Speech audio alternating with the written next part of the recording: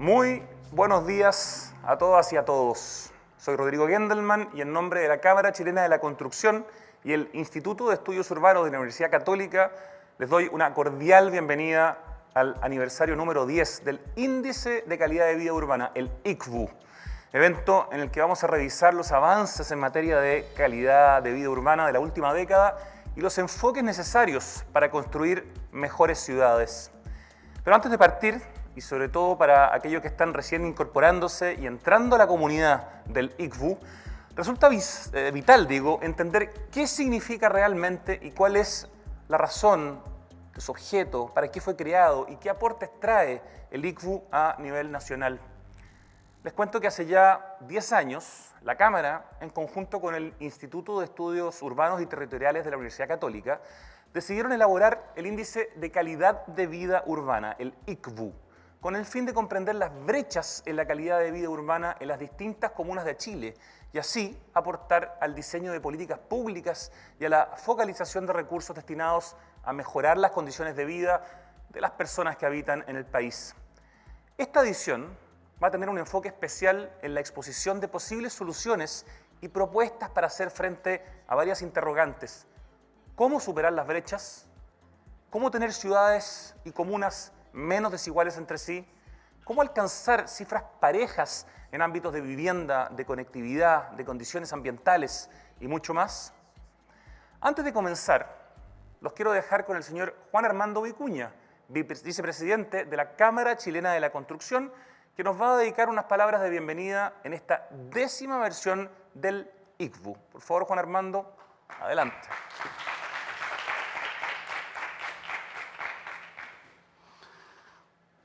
Bueno, muy buenos días a todos. Bienvenidos a esta actividad denominada 10 años del Índice de Calidad de Vida Urbana y especialmente cómo superar las brechas. Esto nos reúne para reflexionar e intercambiar opiniones sobre el desarrollo de nuestras ciudades. Este año, el Índice de Calidad de Vida Urbana, también conocido como ICVU, cumple 10 años, desde que se desarrolló por primera vez, que fue en el 2011, donde la Cámara Chilena de Construcción, junto con la Universidad Católica de Chile, se plantearon la siguiente pregunta: de cómo se podría comprender las últimas brechas de la calidad urbana de manera de ayudar al diseño de políticas públicas y a focalizar los recursos públicos privados para mejorar las condiciones de vida de las personas que habitan en diversas comunas del país. De esta manera, se crea esta herramienta que mide de forma cuantitativa y objetiva las brechas de nuestras ciudades, siendo un índice que tiene gran virtud de haber puesto sobre la mesa el tema de la calidad de vida urbana, de la que poco se hablaba hace una década. Esta tarea no ha sido fácil. Hace 10 años atrás no se tenía la experiencia en el desarrollo de este tipo de herramientas, ni tampoco se contaba con la información adecuada pública que dispone actualmente el país, por lo que la construcción y perfeccionamiento de este índice ha sido una tarea constante en todo este periodo, siendo un instrumento que ha buscado fortalecerse año a año. Es por esto, o por todo lo anterior, que estamos muy contentos de poder celebrar con esta actividad el cumplimiento de los 10 años del Índice de Calidad de Vida Urbana, que de manera ininterrumpida se ha presentado anualmente. Y esta vez, a pesar de un año bastante complejo y el contexto en el cual nos encontramos, no quisimos dejarlo de hacer. Pero en esta ocasión quisimos hacer una actividad diferente. Obviamente hoy día el escenario es distinto. Y que no solamente se exponga el estado actual de nuestras ciudades, sino que tengamos una mirada retrospectiva sobre cómo hemos avanzado en calidad de vida urbana y a su vez una mirada propositiva sobre cómo podemos seguir mejorando en el desarrollo de nuestras ciudades en los próximos años, que incluye el trabajo en conjunto de los diferentes actores que impulsan este desafío. Para esto, contaremos con la exposición del profesor Arturo Orellana, director del ICBU, que nos expondrá qué ha pasado en estos 10 años con la medición de este instrumento y cómo ha evolucionado en nuestras ciudades. En dicho periodo, cómo ha evolucionado en nuestras ciudades en dicho periodo, para lo cual lo que tenemos que hacer es una conversación interesante con los panelistas que nos entregarán su experiencia en este tema tan relevante para el país. Para finalizar, no hay duda que estamos en tiempos que requieren de reflexiones profundas entre ellas y cómo desarrollar nuestras ciudades para que sean espacios habitables, siendo esta la invitación que hacemos a esta actividad. Esperamos que sea un espacio de intercambio de opiniones provechoso y gatille conversaciones que perduren y permitan avanzar en estos objetivos y que ayude a lograr la mejor ciudad y soluciones en beneficio de todas las poblaciones. Así que espero que tengamos una tremenda jornada y muchas gracias por esta instancia.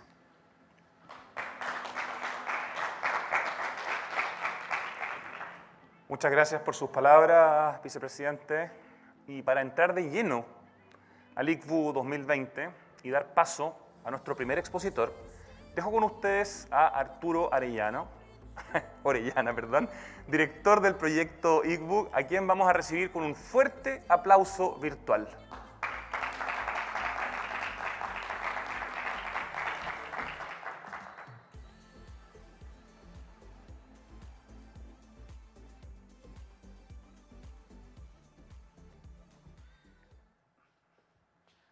Muy buenos días a todas y a todas, a todos que están conectados.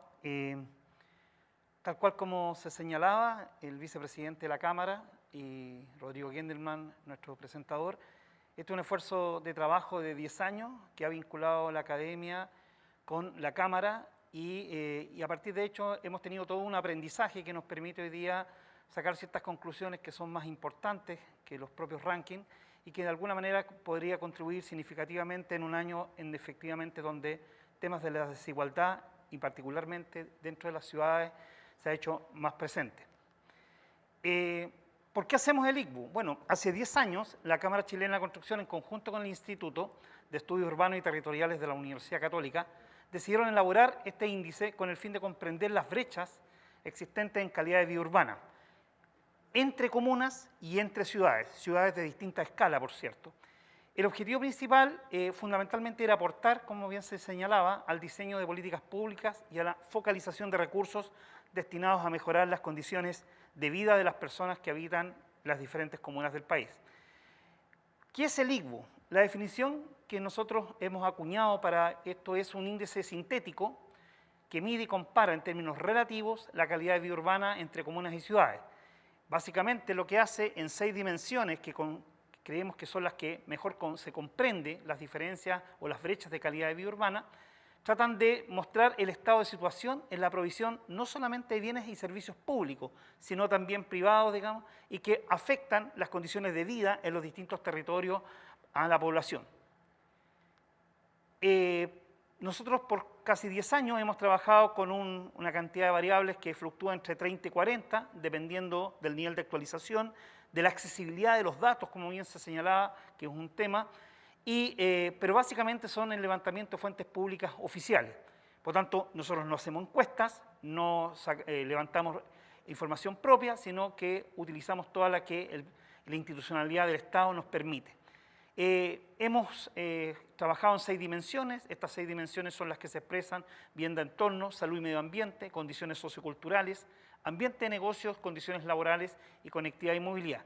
Y a través de un panel de expertos que hicimos el año 2015, fuimos ajustando a partir de ponderaciones, entendiendo de que cada una de estas dimensiones tiene un peso específico distinto para poder comprender la calidad de vida urbana. Hasta el año pasado trabajábamos con la idea de 3 rangos: el rango inferior, el rango promedio y el rango superior de calidad de vida urbana. Pues bien, la única variante que hemos hecho este año para poder tener una mayor especificidad de las condiciones que enfrentan las distintas comunas y ciudades en materia de calidad de vida urbana, hemos migrado, digamos, a estos 4 niveles, que es el nivel alto, que sería el antiguo rango superior, nivel medio alto, que sería parte del rango promedio, pero sobre el promedio, el nivel medio bajo, que sería también parte de lo que fue el rango promedio, pero bajo el promedio, y el nivel bajo, que se asemeja a lo que conocíamos como el rango inferior. Esto lo hicimos fundamentalmente porque queremos poder analizar de buena manera la evolución, digamos, de las ciudades, las comunas del país en estos 10 años. Algunas cuestiones importantes desde este punto de vista metodológico: nosotros partimos el año 2011, como bien se señalaba, con 69 comunas, fue la primera versión. Hicimos un primer intento de ponderar, digamos, el año 2012.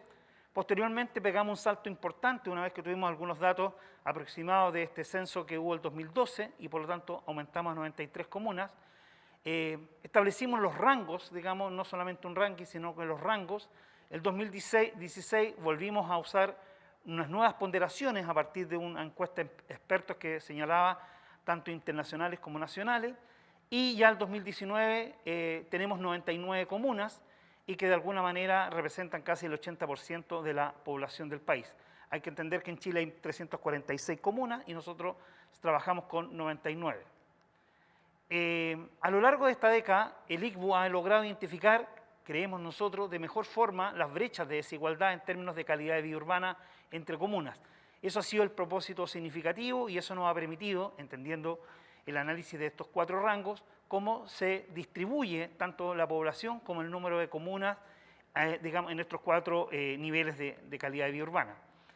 Los resultados 2020, que los tenemos hace tiempo, pero hoy día los hacemos presentes, revela que la situación actual, o la más actualizada de acuerdo a los datos disponibles, es que tenemos dentro de estas 99 comunas, 17 comunas en un nivel alto, 25 en un nivel medio alto, 18 en un nivel medio bajo y 39 en nivel bajo.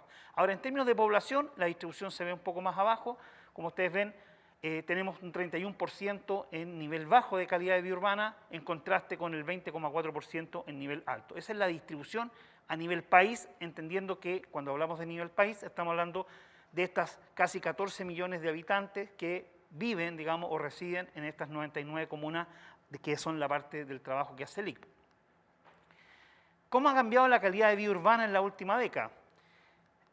Si nosotros usamos las mismas variables y el mismo método del 2020 y nos vamos hacia atrás, como decía el vicepresidente de la Cámara, al 2011, lo que podemos observar es que efectivamente han habido cambios. En cantidad de comunas, levemente pasamos de 16 a 17 comunas en nivel alto, y en el otro extremo bajamos, es decir, de 48 a 39 comunas en nivel bajo. Desde el punto de vista del diagnóstico, podríamos decir que en términos generales el país en 10 años en materia de calidad de vida urbana ha avanzado. La pregunta es, ¿ha avanzado en todas las comunas? ¿Ha avanzado en todo tipo de ciudades, entendiendo que nosotros tenemos ciudades de distinto tamaño? Eso es lo que vamos a ir viendo, y para eso proponemos el análisis en 4 dimensiones de ciudades. Las ciudades intermedias, que son en general ciudades que coinciden con una comuna política en términos políticos y administrativos, que en general no debiera superar el umbral de 250.000 habitantes. Las áreas metropolitanas emergentes, que son todas ellas que la ley 21.074 probablemente va a reconocer a partir de su implementación, como se señala, que son aquellas que superan el umbral de 250.000 habitantes y se configuran a partir de 2 comunas o más. Las áreas metropolitanas consolidadas, que podríamos, ahí básicamente tenemos Valparaíso y Concepción, entendiendo que ellas ya fueron reconocidas por un instrumento de planificación en los años 60, y la más emblemática por su tamaño y su importancia, que queremos separarla del análisis, que es la región metropolitana, entendiendo que prácticamente es una capital de una ciudad de 7 millones de habitantes, con todas las complejidades que eso significa. Estos 4 niveles de análisis nos permiten partir primero con la ciudad intermedia. En la ciudad intermedia en Chile son, de acuerdo a los datos que tenemos dentro de las 99 comunas, son 26. Y en esas 26 viven aproximadamente 2,5 millones de habitantes. La distribución, como ustedes ven, de hoy día es que tenemos fundamentalmente muy concentrado comunas en nivel medio-bajo y sobre todo nivel bajo. Por lo tanto, desde el punto de vista del panorama, que podríamos decir es que efectivamente la ciudad intermedia aún tienen que mejorar la provisión de bienes y servicios públicos y privados para alcanzar niveles altos o medio altos de calidad de vida urbana, ya que la mayor concentración, como digo, se da prácticamente el 70% en los últimos dos niveles. Ahora, la pregunta es, ¿pero cómo era la situación en el año 2011? Bueno, fíjense que el año 2011 la situación era peor. ¿En qué sentido? De que la ciudad intermedia, si bien todavía mantienen una cantidad de comunas y de población muy concentrada en los niveles medio, bajo y bajo, lo cierto es que los 10 años han evolucionado positivamente. Es decir, ha disminuido, por ejemplo, la población en nivel bajo casi en un 40%. Y uno lo puede observar en la gráfica que está acá, donde ve que al menos ya aparecen 2 comunas en nivel alto, que antes no habían, y bajan casi de 22 a 12 en nivel bajo. Y también la cantidad de población también disminuye en el nivel bajo y empieza a aumentar levemente, pero en forma importante, en el nivel alto y medio. Ahora, la pregunta es cómo ha evolucionado cada una. Acá básicamente, más que un ranking, lo que hacemos es distribuir, digamos, las condiciones de evolución de aquellas comunas que suben, es decir, ciudades intermedias que suben en estos 10 años, aquellas que se mantienen y aquellas que bajan. Y como ven, en general, mejoran más las que se mantienen. Y en general, las que bajan prácticamente es un solo caso, ¿ya? Ahora, la pregunta es, ¿por qué esos cambios? ¿Qué es lo que explica estos cambios? Por eso nosotros trabajamos con dimensiones. Cada dimensión explica en parte la evolución de la calidad de vida urbana en las ciudades intermedias. Así, por ejemplo, usando un recurso estadístico, el coeficiente de variabilidad, permite advertir, por ejemplo, que ambiente de negocio, que son las columnas más altas, y, y en el caso de vivienda y entorno, son variables significativas e importantes que incluso disminuyen en términos de la variabilidad. ¿Qué quiere decir? Que las brechas de calidad de vida urbana han mejorado fundamentalmente porque ha disminuido en parte lo que es el impacto de ambiente de negocio y vivienda de entorno. Sin embargo, hay algunas cuestiones que tienden a empeorar. Por ejemplo, la brecha en términos de conectividad y movilidad, fundamentalmente, socioculturales, etc. Entonces, lo que nos permite este tipo de gráfica es saber, está bien, han evolucionado positivamente las ciudades intermedias. ¿Qué variables, qué dimensiones han mejorado en términos de disminuir la brecha y cuáles han aumentado? Y por lo tanto nos da un panorama mucho más integral del análisis en esta comparación de 10 años. Después tenemos las áreas metropolitanas emergentes. Tenemos 16 comunas que se configuran básicamente en lo que es el área metropolitana del Paraíso y el área metropolitana de Concepción, que también alberga casi 2,6 millones de habitantes. Acá la evolución es más positiva. Vemos que la situación actual es más positiva porque tenemos un alto nivel de concentración de comunas que son parte de estas dos áreas metropolitanas en un nivel medio alto. Incluso tenemos una en un nivel alto. Y en términos de población queda absolutamente reflejado que se tiende el balance más hacia lo verde que hacia lo rojo en términos de cantidad y concentración de población. Si uno mira la evolución con los mismos variables respecto al 2011, vemos que hay básicamente una mejora porque suben las comunas en nivel medio alto de 4 a 7, disminuyen las de medio alto en 1 y disminuyen a 2 comunas en el nivel bajo, pero también en términos de población aumenta la cantidad de población, sobre todo que se concentra en comunas que son parte de estas dos áreas metropolitanas emergentes en el nivel medio alto. Por lo tanto, el balance es positivo en las áreas metropolitanas emergentes, y acá se ve la distribución que vemos que no hay ninguna comuna que baje de nivel de calidad de vida urbana, como se observa acá, básicamente 5 mejoran y 11 se mantienen. También, ¿cuáles son las dimensiones que mejor explican esto? Sigue siendo significativo e importante dentro de las áreas metropolitanas emergentes el peso específico de ambiente de negocio y vivienda y entorno.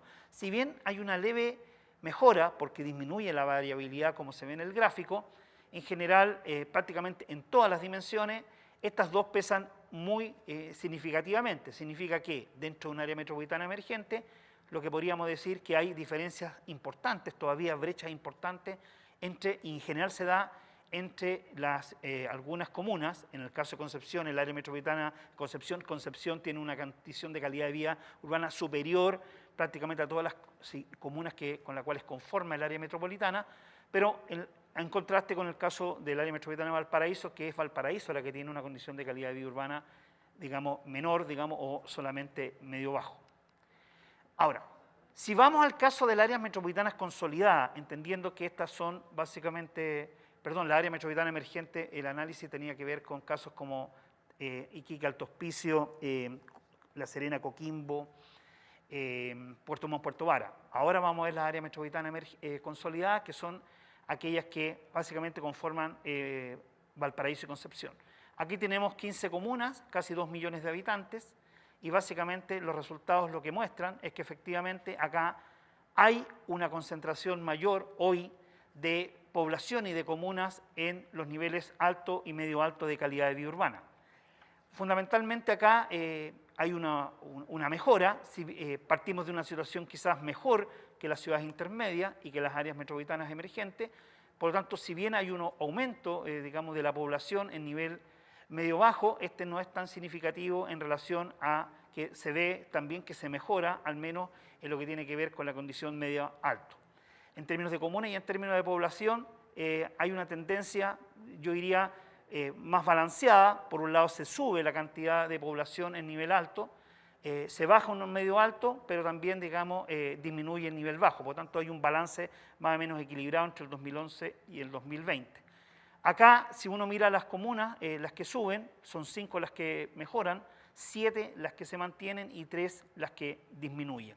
Por lo tanto, como decía, aquí hay un balance, podríamos decir que las áreas metropolitanas consolidadas, básicamente Valparaíso y Concepción, equilibran un poco, digamos, en estos 10 años su desarrollo en términos de calidad de vida urbana.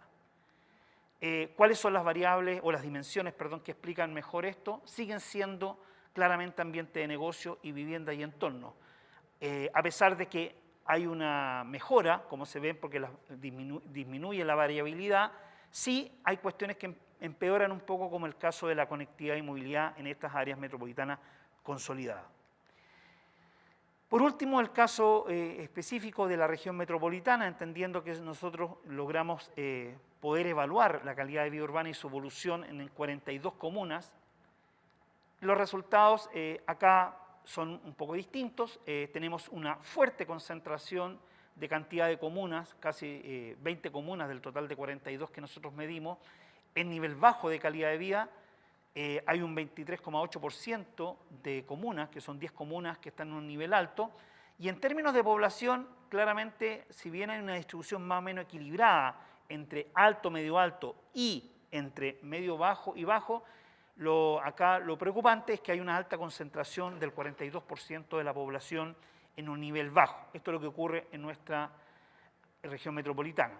Si vemos la evolución en estos últimos 10 años, podemos ver cómo efectivamente en nivel alto se ha casi mantenido, solamente una comuna sale de ese nivel alto, sin embargo aumenta de 16 a 20 el nivel bajo, y en términos de población es significativa la baja en términos de cantidad de población que vive en comunas en nivel alto, y también el ascenso de cantidad de población que pasa del nivel bajo, prácticamente de un 30% a un 42%.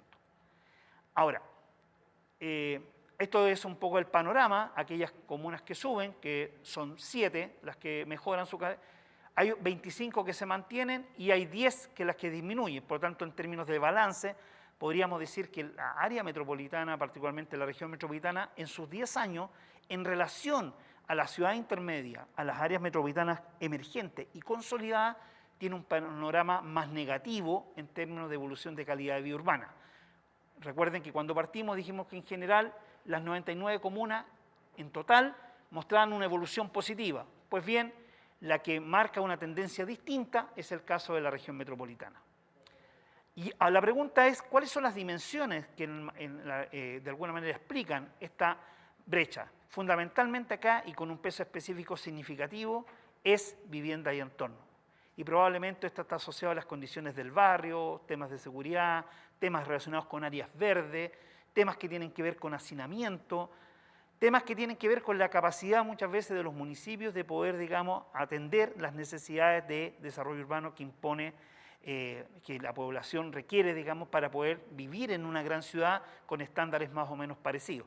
Y también ambiente de negocio incluso tiende a empeorar, si bien vivienda de entorno mejora un poco la variabilidad, la verdad es que sigue siendo altamente determinante en las diferencias entre comunas que conforman el área metropolitana. También tiende a empeorar la conectividad y movilidad, que es otro tema a atender por la importancia y significativa que tiene en términos de calidad de vida urbana, por ejemplo, en la accesibilidad de bienes y servicios públicos y privados. Por lo tanto, el balance de estos 10 años entre este tipo de ciudades es que la ciudad intermedia, claramente un 50% de las comunas que conforman las ciudades intermedias mejora.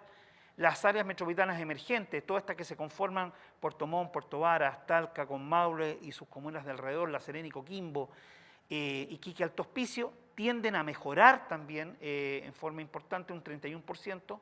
Incluso las áreas metropolitanas consolidadas, hay un tercio de comunas que también mejora, y las comunas que mejoran a nivel región metropolitana son prácticamente solo un 17%, y las que empeoran son mucho más. Ahora, ¿qué es lo que explica cada dimensión? Se refleja un poco en, en esta lámina, en donde obviamente en el caso de la región metropolitana, como decíamos, vivienda y entorno y ambiente de negocios, en ese orden, más o menos lo mismo pasa con el resto de las áreas metropolitanas. Sin embargo, en la ciudad intermedia lo que también empieza a ser importante son las condiciones socioculturales que tienden a empeorar a pesar de que otras cuestiones mejoran en las ciudades intermedias. La pregunta es, ¿qué variables podrían ayudar a disminuir esta desigualdad entre comunas? Analizando los datos de 10 años, llegamos a la conclusión de que hay dos dimensiones básicamente que explican tanto lo que ha mejorado o lo que ha empeorado, digamos, la condición de calidad de vida urbana de nuestras comunas, y básicamente es la dimensión de vivienda y entorno, y también ambiente de negocio. La primera refería al nivel de precariedad de la vivienda, así como condiciones de espacio público en términos de su mantenimiento y nivel de inseguridad en los barrios. Y en el caso de ambiente de negocio, básicamente la capacidad de atraer actividad económica y nuevos emprendimientos, desarrollos inmobiliarios y nuevos servicios públicos y privados para dotar a las comunas de ciertos accesos de bienes y servicios públicos y privados que mejoren la calidad de vida de la población. Esto explica en un 51% la desigualdad existente entre comunas en el país. Ahora, cuando tratamos de indagar, digamos, sobre las variables que marcan las mayores brechas de desigualdad al interior de estas dimensiones, en el caso de vivienda y entorno está el tema de metros cuadrados de áreas verdes mantenidas, porcentaje de vivienda con hacinamiento y porcentaje de predio exento del pago de contribuciones, que también tiene en parte una incidencia importante en la capacidad y financiamiento de los municipios.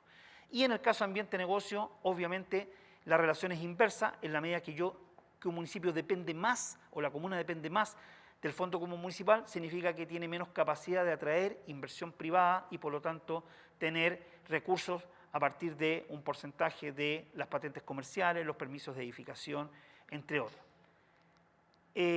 La pregunta es, ¿cómo influyen las políticas que en vivienda y entorno y en política de financiamiento es donde nosotros queremos poner el acento, digamos, y con las lecciones que podemos aprender de la evolución de la calidad de vida urbana en estos 10 años?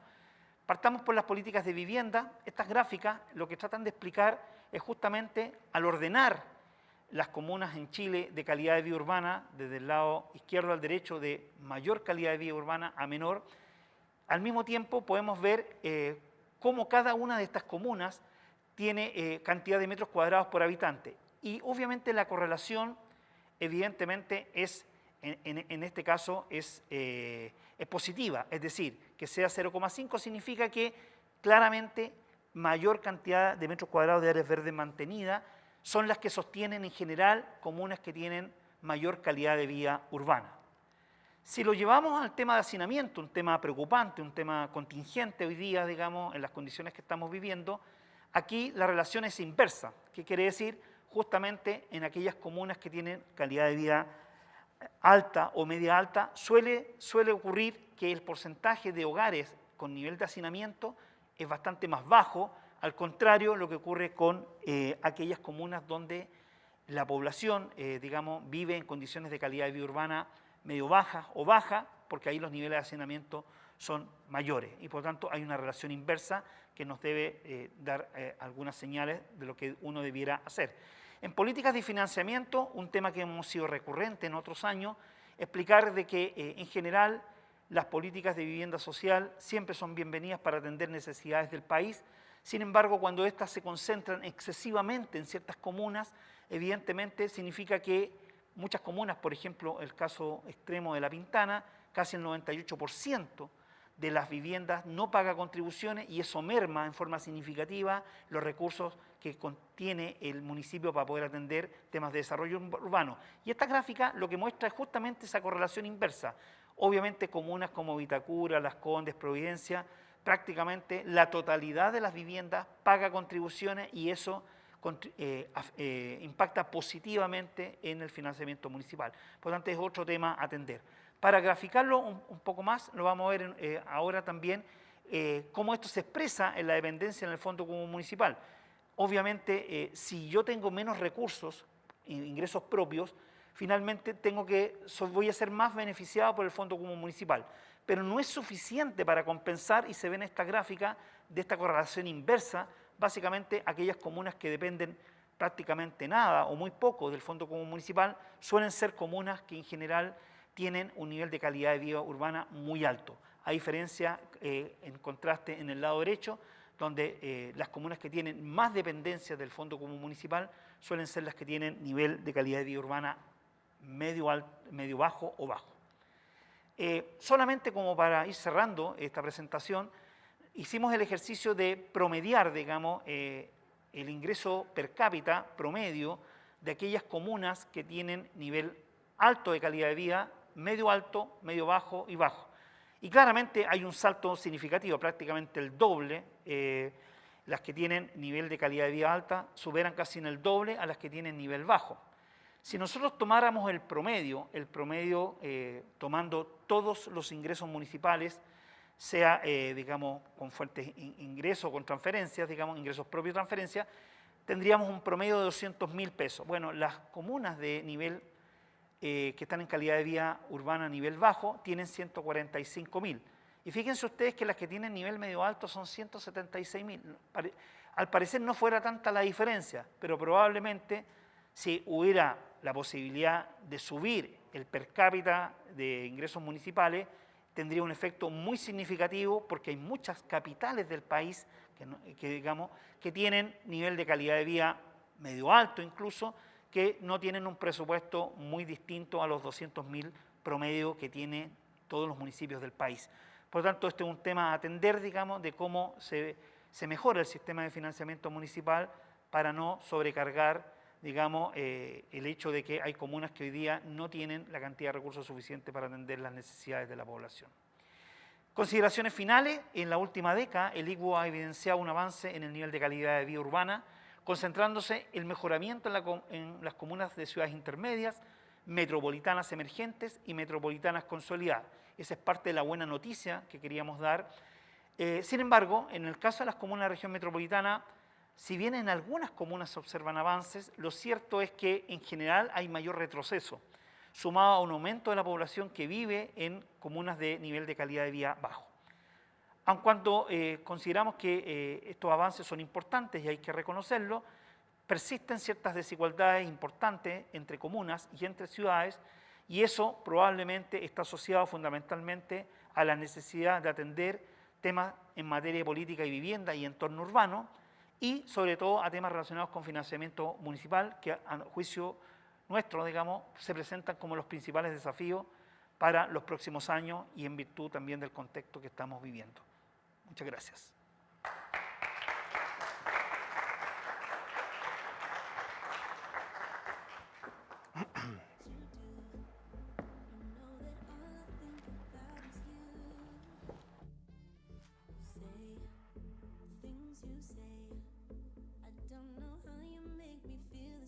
Otro fuerte aplauso a Arturo por esa increíble presentación, muy completa, muy interesante y que ahora vamos a poder comentar y compartir, por supuesto, con nuestros invitados. Sin duda, estos hallazgos van a servir de precedente para la discusión, ya que resulta urgente hacer frente a estas problemáticas y desigualdades que se evidenciaron. Nos estamos preparando para recibir a nuestros invitados. Tenemos panelistas de lujo para poder justamente conversar sobre estos estudios, sobre esta comparación que hace el ICBU a lo largo de una década y que pareciera, y eso lo vamos obviamente a comentar y a profundizar, un verdadero espejo de lo que vemos hoy día en las calles, de lo que hemos visto en este último año y algunos meses desde el comienzo del estallido social.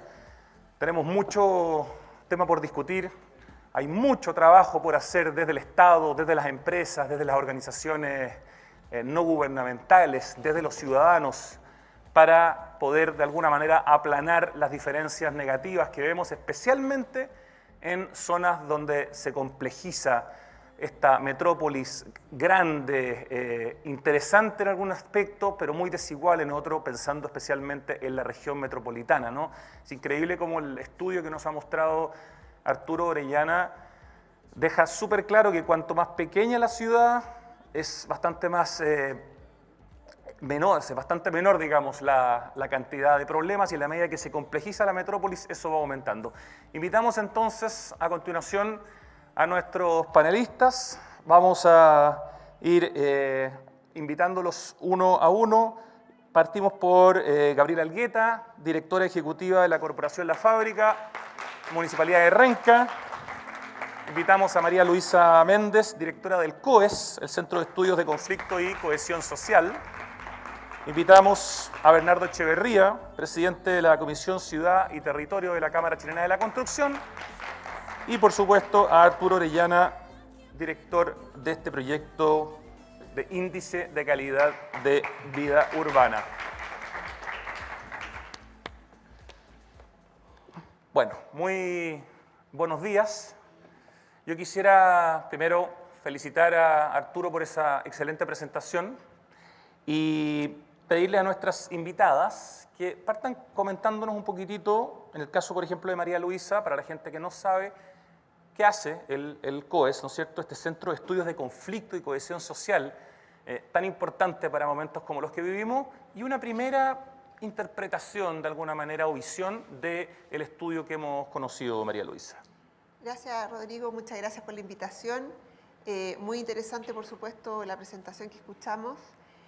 Bueno, yo puedo contarles que el Centro de Estudios de Conflicto y Cohesión Social es un centro financiado por la NID, por la Agencia Nacional de Investigación, formado por la Universidad Católica y la Universidad de Chile, un centro FONDAP que va a tener financiamiento por 10 años en el área de ciencias sociales, pero desde una mirada interdisciplinar.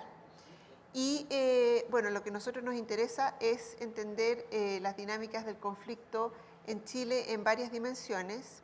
Empezamos con el tema educativo, ¿verdad? Temas laborales, pero también hemos mirado especialmente temas a nivel de vida urbana y territorial. Y bueno, una primera mirada, una primera reflexión respecto de estos resultados nos muestra la relevancia que tiene el territorio, el espacio, el lugar donde residimos, vivimos, pasamos nuestra vida cotidiana, pero también donde están ubicados nuestras expectativas, nuestro arraigo, pero también los recursos que tenemos disponibles en las trayectorias que podemos desempeñar, desarrollar como individuos, como personas, ¿verdad? También como familias. Entonces, una primera reflexión es que es fundamental entender que la calidad de vida urbana que estamos viendo implica, por una parte, ¿verdad?, un bienestar de los individuos en su vida cotidiana, pero sobre todo una capacidad de proyectar ciertas trayectorias personales, individuales y familiares. Entonces también hay que entenderlo en esos términos. Y entender que parte de los conflictos que hemos estado visibilizando han sido evidentes estos últimos años, ¿verdad? Especialmente este último año, tienen que ver con eso, con esa dificultad de entender estas desigualdades estructurales que están muy arraigadas en el lugar donde residimos y en esas tremendas asimetrías. Gracias, María Luisa. Una pregunta muy similar a Gabriela. Gabriela Algueta, directora ejecutiva de la Corporación La Fábrica de la Municipalidad de Renca. Cuéntanos un poquito qué es la Corporación La Fábrica, porque probablemente no todo el mundo lo sabe, ¿no es cierto? Y también una primera visión de lo que nos ha presentado Arturo Orellana esta mañana. Bueno, ¿se escucha? ¿Sí? La Fábrica es una entidad, una corporación de desarrollo económico y urbano que tiene una composición público-privada y que tiene efectivamente y fue estructurada para poder en una comuna como Renca aprovechar las oportunidades de articulación de recursos públicos y privados para el proyecto de desarrollo pensando en el nivel de bienestar o de calidad de vida urbana que tiene la comuna.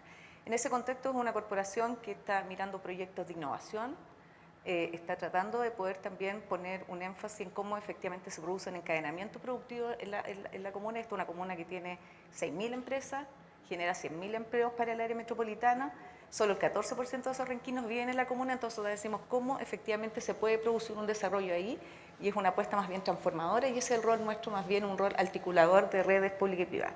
Desde un punto de vista de lo que es hoy día esta presentación, yo creo que evaluando el ICBU a 10 años, uno de los temas que evidencia es la importancia de leer el territorio.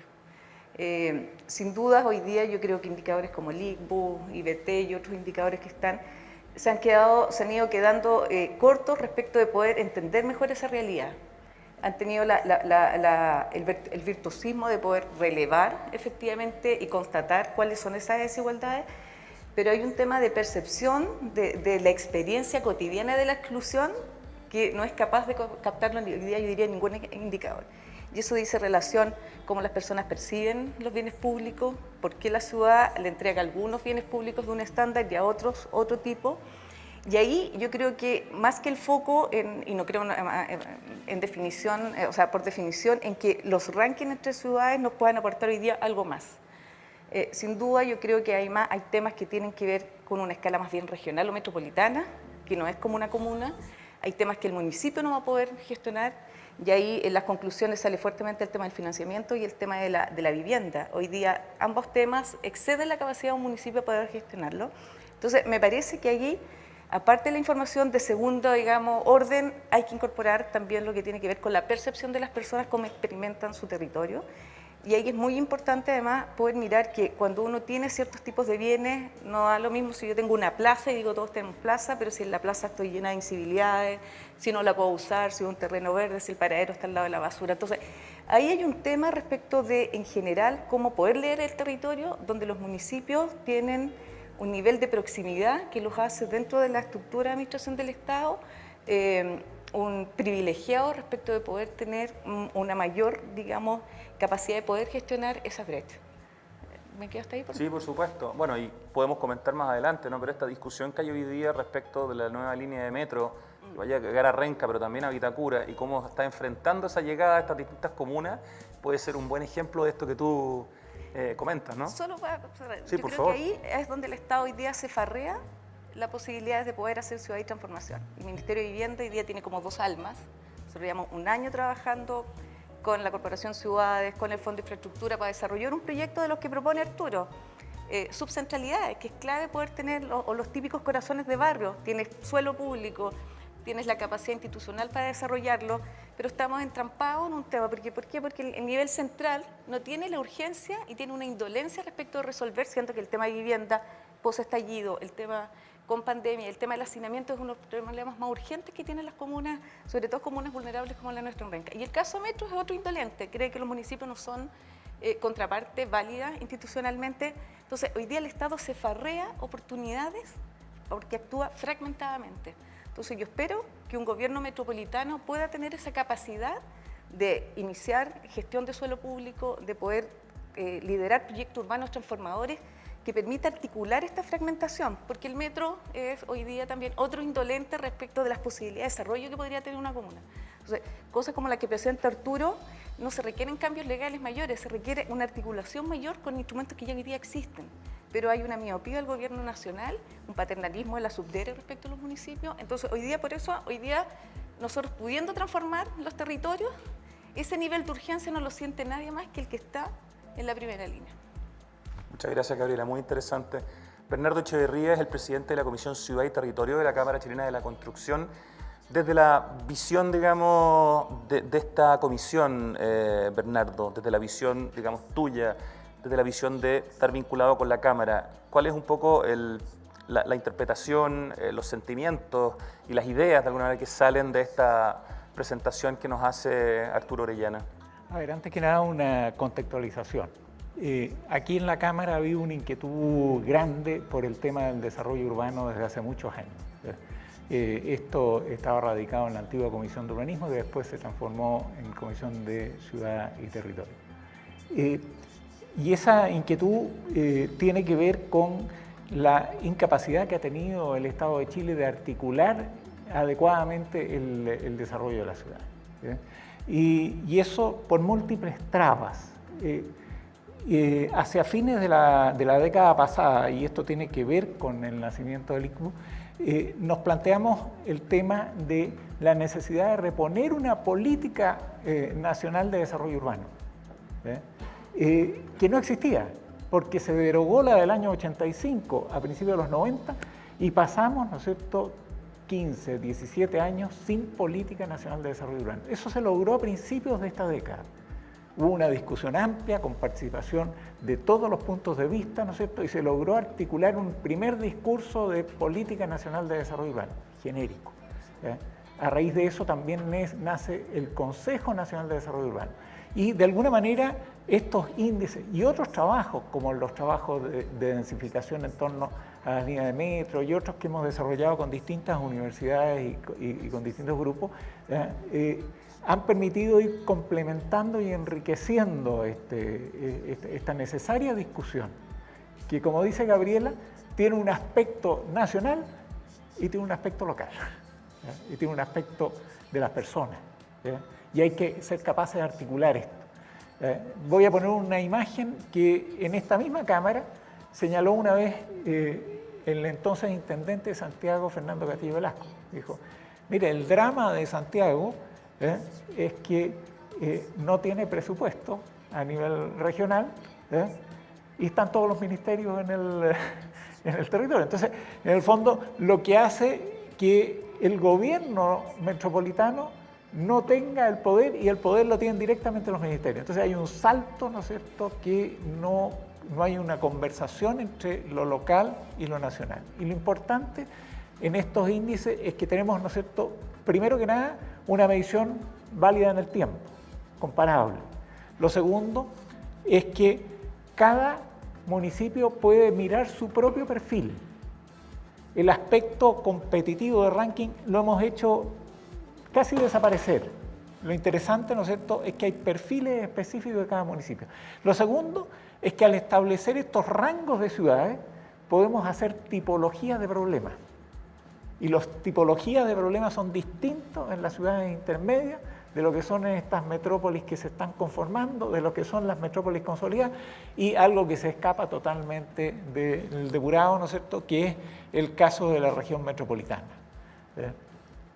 Si nosotros lo miramos con el clásico esquema de distribución de la población, que se supone que la distribución de la población es más o menos pareja en cada uno de estos rangos, vemos, ¿no es cierto?, que los primeros 3 rangos se mueven entre los 2 y 2,5 millones de habitantes, y de repente saltamos a la región metropolitana, ¿cierto?, que se dispara a más que, no más, pero más o menos a la suma de los 3 otros rangos, digamos, en tamaño. Entonces hay una primacía y que es desbordada, hay también, ¿no es cierto?, problemas de otra magnitud y naturaleza.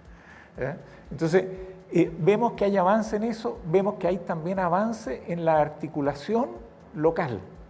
Gabriela nos señalaba una experiencia de Renca, pero la estamos viendo también en Punta Arenas, la estamos viendo en Antofagasta, la estamos viendo en Calama, etc. La estamos viendo en Valdivia. Valdivia, por ejemplo, apalancado en la ley de impactos, ¿no es cierto?, sobre el transporte, la nueva ley de espacio público, ¿no es cierto?, ya ha desarrollado su plan de inversiones. Y es interesante, hay experiencia ahí, que no es necesario copiarla, pero en el fondo pudieron, a raíz de ese medio que significa la implementación de esta ley, convocar y reunir primero que nada a los distintos actores de Valdivia, tanto públicos como privados. Segundo, meter en un mismo plan los proyectos municipales, regionales y sectoriales, ¿no es cierto?, que había en la ciudad. Priorizarlos. de acuerdo con una estrategia discutida de desarrollo. Y por lo tanto, ¿no es cierto?, tener una línea de trabajo con proyección de futuro, ¿no es cierto?, que articule a estos distintos actores públicos y privados. Entonces, hay oportunidades también hoy día, que hay que saberlas reconocer. No solo, ¿no es cierto?, ver hemos retrocedido en tal lado o hemos avanzado en este otro. Tenemos, ¿no es cierto?, la posibilidad de que las ciudades y las comunas articulen mejor algo que no conversa. Me abisma, por ejemplo, cuando reviso un plan regulador comunal y el Pladeco, que son dos instrumentos locales directamente y muchas veces no conversan entre sí. Entonces, si logramos que esos dos conversen, pero además conversen con las iniciativas regionales y sectoriales de los distintos ministerios, habremos avanzado. Un aspecto fundamental para esto es, ¿no es cierto?, también mejorar el financiamiento municipal. Aquí Arturo ha planteado el desafío de los 201.000 per cápita. La verdad es que Chile tiene una de las tasas más bajas de gasto público asignado a nivel local, es la más baja de América Latina, de partida. Está en el torno al 8%, ¿no es cierto?, del presupuesto público que se gasta a nivel local. Entonces, ya tenemos una primera deformación en eso. Somos excesivamente centralistas y hay que planear un proceso de cambio hacia enriquecer, ¿no es cierto?, más a los gobiernos locales y a los gobiernos regionales. Y un desafío como el que plantea Arturo podrá costar así, en un poroteo rápido, 500, 700 millones de dólares. Ese es más o menos, ¿no es cierto?, lo que significa llevar el per cápita municipal mínimo, ¿no es cierto?, a los 201.000. Y esto, la fuente de este problema es que el financiamiento municipal está mal parido. No puede basarse el financiamiento municipal en los ingresos por bienes raíces cuando el 80% de las propiedades urbanas en Chile no pagan impuestos a los bienes raíces. Entonces, está mal parido. Y de alguna manera, ¿no es cierto?, el tener exenciones de este impuesto debe llevar, ¿no es cierto?, como se dice popularmente, que la guagua nazca con marraqueta, digamos, o sea, que el Estado compense de alguna manera, ¿no es cierto?, ese déficit, para ir avanzando, ¿no es cierto?, en dar un sustento a el financiamiento local, que es al final lo que está más cerca de las personas. Y otro aspecto no menor, es oportuno, y aquí esta información sobre vivienda y entorno y el problema de hacinamiento, jerarquizar nuevamente la necesidad de enfocar los temas de vivienda, no solo a nivel nacional, no solo a nivel regional, sino también a nivel comunal. Es necesario que existan métricas, ¿no es cierto?, que permitan medir el desempeño de las políticas de vivienda, ¿no es cierto?, año a año, no solo en el nivel nacional, no decir, ¿no es cierto?, inauguramos o entregamos tantos miles de subsidios, sino que resolvimos el problema de Antofagasta, o resolvimos el problema de La Pintana, o resolvimos el problema de San Joaquín. ¿Cuánto hemos avanzado en ese sentido? ¿Cuáles son los instrumentos? ¿Cuáles son los instrumentos más adecuados para esta comuna? ¿Y cuáles son los instrumentos más adecuados para esta otra? Entonces, este año, por ejemplo, vamos a enfrentar el mayor presupuesto de vivienda de la historia, porque se combinan, ¿no es cierto?, necesidades emergentes fuertes, campamentos, hacinamiento, etcétera, con necesidades de reactivación. ¿Por qué no damos una mirada también a eso desde el punto de vista, ¿no es cierto?, desde abajo? O sea, desde lo local, desde lo regional, ¿no es cierto?, y complementamos y establecemos bases para seguir adelante. Probablemente los próximos años no van a tener tanto presupuesto en vivienda, hagámoslo más eficaz. Muchas gracias, Bernardo. Muy interesante escuchar tus palabras, Bernardo Echeverría. Arturo, después de esta presentación, si probablemente no hubiera pasado lo que empezó a pasar en octubre de 2019, quizás hoy día podríamos estar conversando sobre las buenas noticias que tiene este estudio, sobre esta comparación de estos 10 años, donde vemos que cuanto más pequeña la unidad que se mide, cuanto menos compleja es, mejores noticias hay, digamos, mayor progreso hemos visto. Pero si uno solamente se queda con la realidad reflejada en la región metropolitana y solamente se concentra en las comunas que han disminuido sus índices en estos 10 años, y ve la cantidad de habitantes que significan solamente esas comunas, donde están entre otros Puente Alto y Maipú, que son las dos principales comunas en número de Chile, y suma las otras 8 comunas, si no me equivoco, estamos hablando de alrededor de, creo yo, unas 2 millones de personas por lo menos.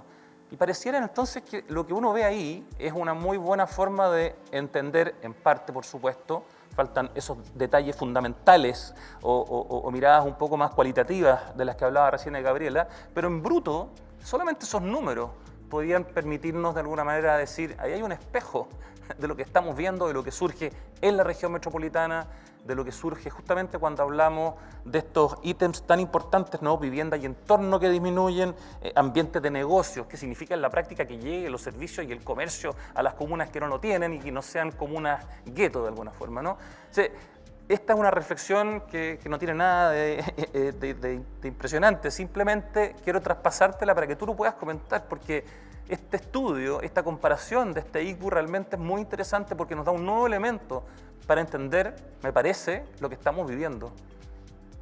Yo quisiera poner 2 énfasis en la pregunta que tú haces a propósito de lo que se señalaba. Lo primero es que de las 99 comunas que tiene el ICBU, 63 son parte de áreas metropolitanas, emergentes, consolidadas o la región metropolitana. Y justamente frente a eso hay un tema que ahí planteaba un poco Gabriela.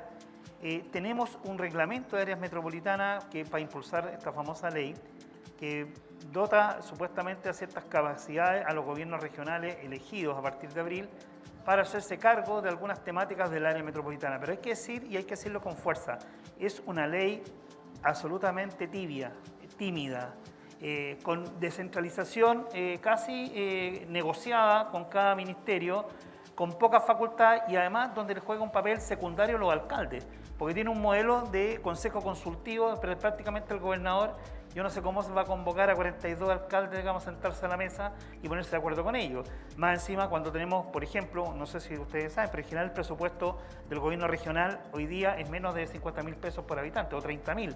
Y estamos hablando de municipios como Vitacura que tienen 1 millón de pesos por habitante. Entonces, ¿con qué sentido vamos a convocar cuando son muy tibias las transferencias de competencia al gobierno regional para que se haga cargo del tema metropolitano? Y otro tema que quiero tocar, que probablemente también, lo más probable que también va a ser tema de interés para la María Luisa Méndez, es que efectivamente hay una... Nosotros lo que medimos son cuestiones objetivas. El bienestar no se compone solamente de cuestiones objetivas. Áreas verdes, hacinamiento, ingresos, tiempos de viaje, también se compone de temas que hemos visto desde octubre, como decía Rodrigo, del malestar. Y el malestar tiene un componente subjetivo. Es decir, la gente efectivamente no solamente le podemos medir en qué condiciones vive, sino cómo se siente, qué es lo que percibe. Si se siente que efectivamente está marginada, lo que decía bien Gabriela, es decir, sabemos que los estándares del metro, cómo se construyen en esta ciudad, son diferentes. Es decir, a la gente habría que explicarle, por ejemplo, también por qué el colegio público, digamos, de Cerro Navia es inferior en calidad al de Vitacura. Esas cosas son inexplicables, es decir, no estamos hablando de bienes y servicios privados, estamos hablando de bienes públicos. El Estado debiera proveer un cierto estándar similar. Yo sé que se está trabajando, el Consejo Nacional, como decía Menlardo, está trabajando en eso, pero con estos niveles bajos de descentralización, con una ley de metropolización o de tibia, yo creo que si pudiéramos medir subjetivamente vamos a encontrar además cuestiones adicionales al ICBU y otros indicadores. Quiero decir, solamente para terminar, el año 2015 fue la última vez que se aplicó la encuesta de percepción de calidad de vida urbana del MIMBU. Estamos hablando del Ministerio de Vivienda. Nosotros, en una cosa mucho más modesta, en 10 años, todos los años hemos medido el ICBU.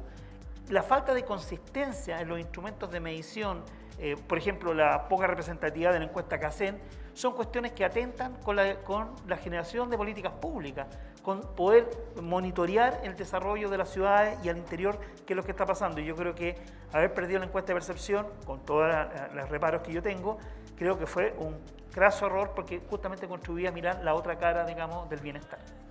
Muchas gracias, Arturo. Por supuesto que sí, ante cualquier respuesta ustedes quieren comentar, me van diciendo, por favor, ¿no? No sé si quieres hacer comentario, María Luisa. Sí, no, es que quiero seguir desarrollando un poco en torno a la idea de Arturo, porque nosotros en COES tenemos una encuesta panel ¿ya? En esta encuesta panel estamos siguiendo a la misma población durante, esperamos, 10 años y medimos anualmente una serie de baterías que evidentemente tienen que ver con percepción de conflicto, experiencias de conflicto y también con determinar cuáles son las condiciones de la cohesión social. Y en nuestra encuesta tenemos varios módulos que tienen que ver con los aspectos que estamos justamente tratando. Entonces, tenemos un módulo que trata el tema de la cohesión urbana y la cohesión social, ¿ya? La experiencia del vínculo a nivel del barrio, ¿verdad? La percepción de conflictos microsociales, un poco lo que decía Gabriela, ¿verdad? Conflicto en torno a los ruidos, la basura, pero también los procesos de densificación, ¿verdad? Las transformaciones del barrio, el deterioro y conflictos que ya pueden ser más vinculados a experiencias directas o indirectas de criminalidad, ¿ya? Eso por una parte, pero también vamos siguiendo las características del vínculo en términos de participación en organizaciones, de percepción del apoyo, ¿verdad? El apego al lugar, el arraigo, la identidad, etc. Y hay resultados bien interesantes que creo que dialogarían muy bien con lo que estamos hablando, ¿sí? Por una parte, efectivamente vemos que en ciudades de un tamaño más reducido, como un poco en el resultado que muestra el ICBU, estos indicadores tienen un mejor desempeño y efectivamente a medida que la escala aumenta, estos indicadores empiezan a tener cierta inestabilidad. Ahora, en ciudades pequeñas los cambios pueden ser muy notorios porque, por ejemplo, un proyecto que viene a generar ciertos ruidos, ciertas disrupciones, puede generar también digamos, inestabilidad en estos indicadores. Pero efectivamente hay un tema en el caso no solo nacional, a nivel internacional, de cómo estamos manejando los procesos de desarrollo urbano en términos de ese tipo de indicadores que tienen que ver con el vínculo social, con esta calidad del punto de vista subjetivo. Y un aspecto muy importante que está muy documentado en la literatura es que hay una relación muy importante entre la percepción de reputación o estigma que la gente percibe sobre su lugar de residencia y la intención que tengan de migrar del lugar, la intención de movilidad y el desapego que empiecen a tener en términos de participación a nivel local e involucramiento por el bien común, ¿ya? Entonces, creo que ahí hay un tema muy importante que el ICBU está recogiendo. Por supuesto tiene una variable sociocultural, una dimensión sociocultural que toman algunas preguntas, ¿verdad?, de la CACEM, pero como dice Arturo, ahí quizás un desafío hacia adelante sería efectivamente tener un instrumento que también pueda parear bien la experiencia a nivel de esta dimensión sociocultural, la percepción de los residentes, ¿verdad?, su experiencia y su evaluación en el tiempo, haciendo también idealmente un seguimiento también de la población. Nosotros lo que vemos en los estudios de COES es que tenemos evidentemente un problema tremendo con la desigualdad, con la segregación urbana, pero también estamos teniendo problemas que tienen que ver con la vida urbana de los sectores medios, ¿sí? Es decir, con los problemas de densificación, con los problemas de expectativas, ¿verdad?, de qué es lo que logran cuando efectivamente pueden ingresar al mercado inmobiliario con deuda, etcétera, pero también que hay un choque de expectativas respecto a lo que esperaban.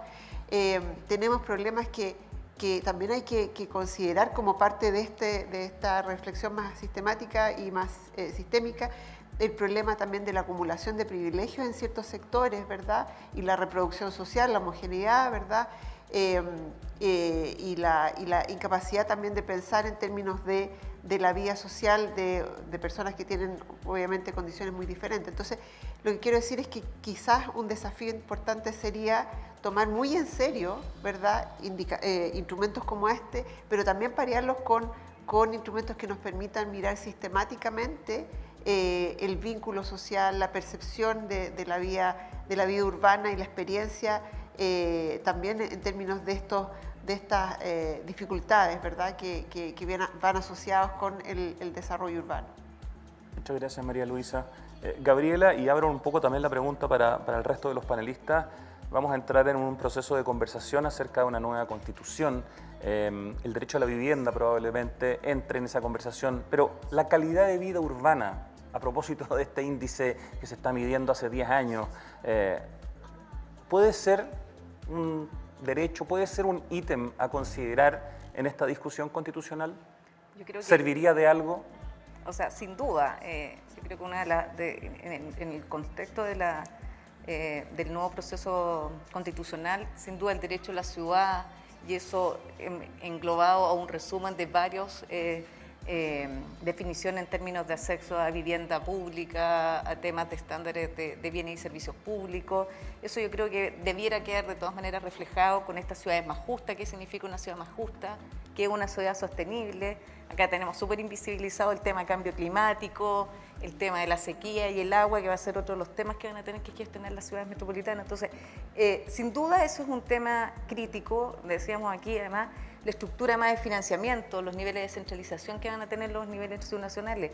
Si uno mira además el desarrollo, y a propósito de este indicador más débil del tema del ambiente de negocio, y hoy día además amplificado, si uno lo mira en el contexto pandemia y estallido, claramente es un indicador que no es como una comuna. O sea, claramente eso uno lo tiene que mirar en términos de regional o metropolitano, porque efectivamente por la segregación de la ciudad, por donde están los puestos de trabajo, por donde están las viviendas de las personas, evidentemente eso no es algo que uno gestione como una comuna. Y desde ese punto de vista, si uno mira la inversión en los territorios, en grandes cifras, 80-20 la inversión y el desarrollo de los territorios, 80% inversión privada y 20% inversión pública. Y si uno se queda en la inversión pública, el 80-20 de nuevo, el 80% es sectorial y el 20% es subnacional. Y si uno hace el doble clic en el subnacional, es solo el 6% es inversión municipal.